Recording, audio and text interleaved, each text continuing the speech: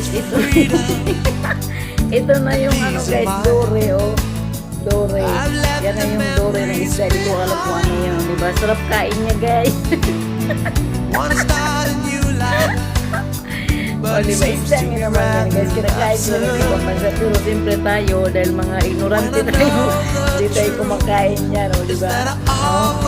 Manyaman daw guys. Manyaman. Ibig sabihin na sarap.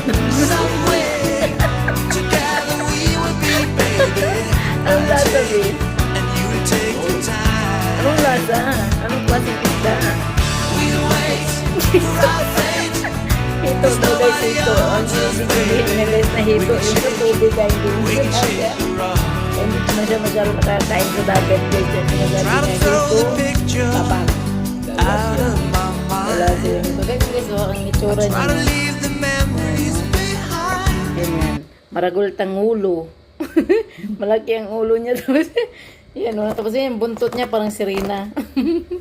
Ay, itong asawa ko kahit ano lang talagang kinakain nito. Di ba? Tinikman niya kung anong lasa. Masarap naman daw. Pero parang di ko talaga kaya guys. Then hindi ko naman siya kilala kasi. Kaya hindi ko talaga yung prinsesa. Lalo na yung prinsesa ko, di siya kakain ng ganyan. Okay. Kaya ganyan. Ay, hindi pala pwede. Kaya naka-bra ka lang.